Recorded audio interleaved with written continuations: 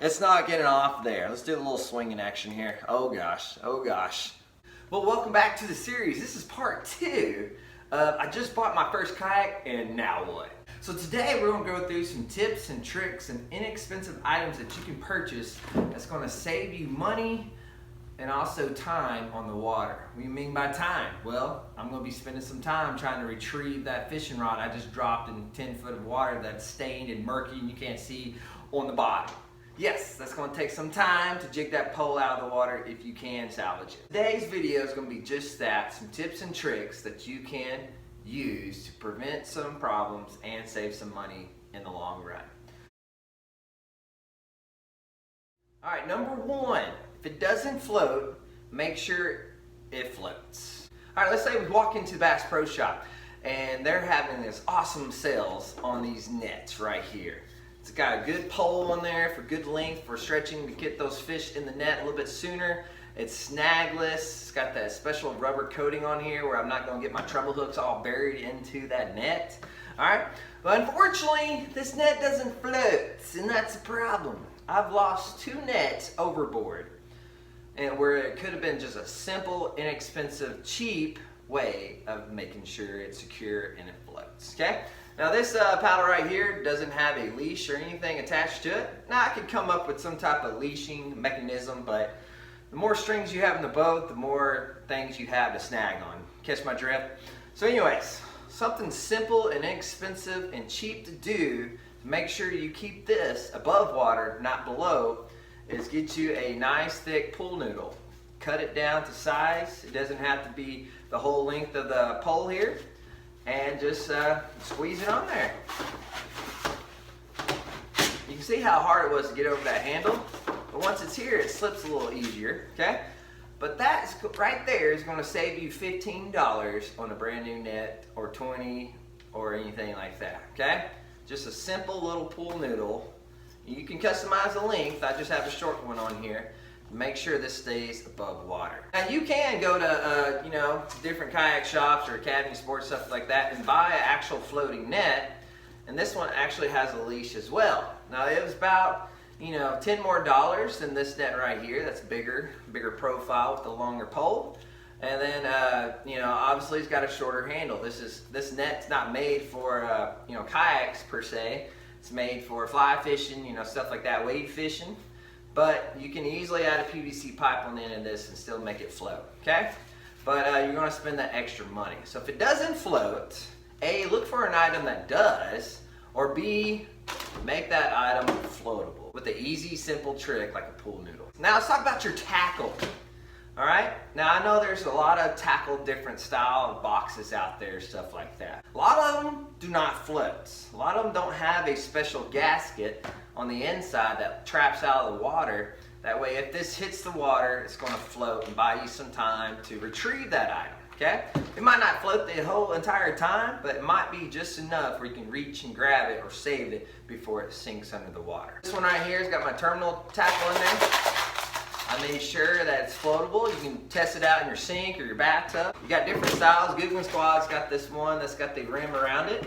Just throw it in the bathtub and test it before you hit the lake or the water and make sure it's going to float. You might have too much gear in there where it's going to weigh it down, but test it before you actually out there and lose everything. But look into spending a few dollars more on these type of boxes with the seal that traps out water from getting in, which is that's going to cut down on rust, but also it's going to help you salvage these. If you flip over or you lose something overboard, you can grab it quicker than you would it be sinking down really fast. Your rods and reels. I think they do make a floating combo out there. I'm not sure. I think I've heard of one, but it's probably something I can't afford. This is an inexpensive way to make your rod and reels float. Now don't go to Walmart and get you a regular pool noodle. It's going to be too cumbersome. It's going to be huge. It's going to be in your way of your line. It's not going to cast efficiently. You're going to have a bird's nest every other day. But look into something that's a little bit more narrow, a little more streamlined, like these rod floats right here. Inexpensive, cheap thing to save $100 to $300, $400 combo. I'm not going to break down these and show you how they install, but they're real simple. You just slip it over the base of your rod. near the reel, above the reel, in your first eye, your guide. And then they got Velcro straps you just wrap around these little bitty noodles. And it's going to keep that expensive combo above the water. Make you a rod leash. Inexpensive. This is a rod leash right here that I made. It's out of paracord. It's got a cheap, inexpensive carabiner on the end of it. And I just made a loop on the other side. And what you can do is, now here's my rod holder right here. This is just a Zuka tube. And right behind there, I don't know if you can see it with that camera shot, I have a pad eye that's been factory installed right here on my boat. So, conveniently right behind where I'm going to keep my rod at. So I put my rod in here, and then I take this homemade DIY leash, I just stick it through that pad eye with my loop first, stick that carabiner through that loop, pull tight. Then right here, if you look at the height, you got to measure the height out a little bit. I can clip it to my rod and have that rod and reel secured. Now, I like it loose personally. That way, if I am floating in some shallow water with some current, if I do capsize, that rod and reel is going to flop out, and with it bumping the bottom of the stream, it should be able to pull out easier. That way, it won't break the top end of my rod off.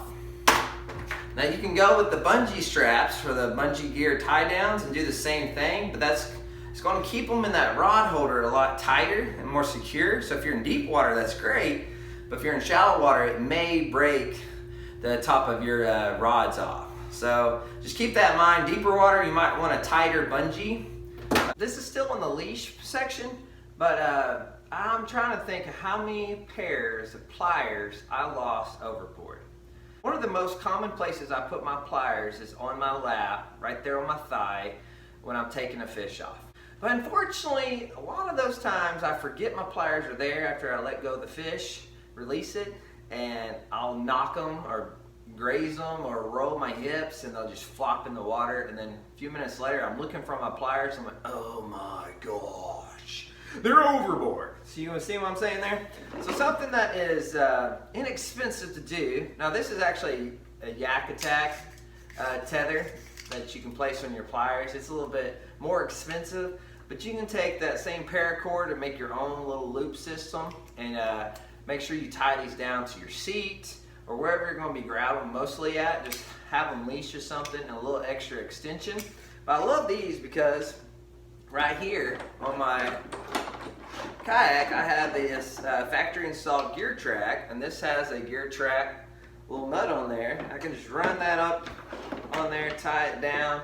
I'll keep it in my side pouch right here, grab it. If I drop them overboard, it's still attached to that leash, and I'm not worried about it, because you may get in a pinch, you may hook your finger later that day, and oh, you don't have no pliers anymore. So here's something that I lose all the time before I started doing this simple trick right here, and that is leash your pliers to something.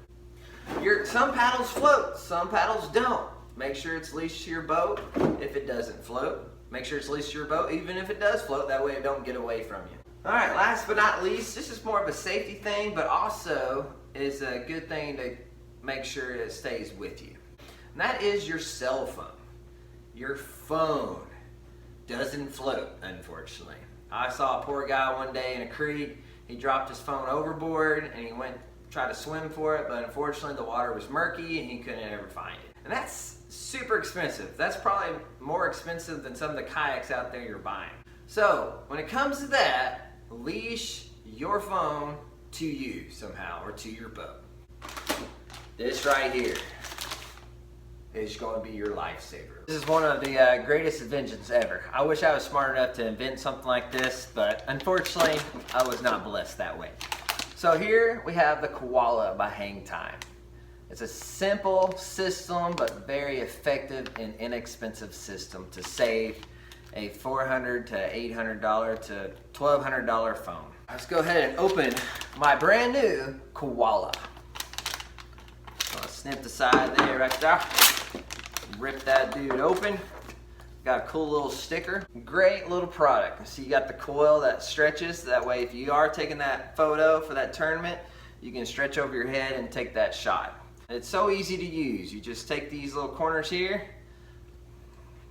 You just stretch it over your smartphone. Just like so. Now this is a big smartphone. And look, it's stretched over nicely. Very, very secure.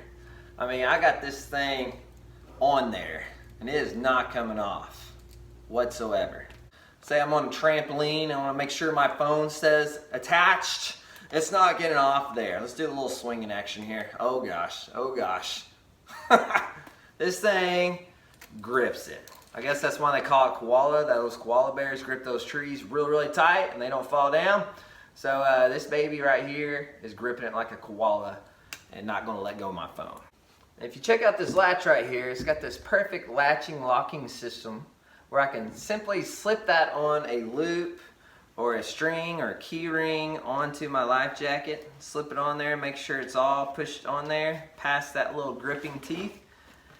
Push that down, let it grip. Now it's attached to my life jacket and it's not going to get off of there. Pretty sweet system. So if you're interested in these koalas, they're really inexpensive, very affordable, and a great investment for that cell phone. You want to make sure you have a way to call for help if you do get in a sticky situation. So they come in different colors. This was a yellow one. You got the little ocean blue color. You got red. You got black. You got all different ones to choose from. I'm going to put that link in the description below. If you use this code right here, Gone Fishing, no spaces, type that in, you'll get an additional 20% off of your purchase. Whether it's one or two, these makes perfect gifts for the angler in your household. If you want to get your angler friend or spouse one of these to protect their phone, that way you can keep tabs on them, you know what I'm saying? Make sure they're safe throughout the day, but make sure they're not going to lose that prized possession of their cell phone. Very awesome, inexpensive investment, and it's pretty clean. I still have enough space to take my cell phone and tuck it in my cell phone pocket and zip it up, and I'll be right there out of my way. And when I need it, when I need to take a picture or some awesome B-roll for this video, I can easily pull it out, take that shot without having to worry about losing it overboard. All right, well that's my helpful tips for today. Hopefully, if you haven't done any of these, or maybe you've done some of them, you haven't thought about that thing per se, hopefully this video will help you out in making sure your gear stays secured. Well, thanks for watching. I hope you enjoyed this video. Hopefully it shed some light on some things you might need to do or secure your gear with. And just let me know. Hit that like button if you liked it. Leave a little comment if you think of something else I should have added into this video. And I hope to see you on the next adventure.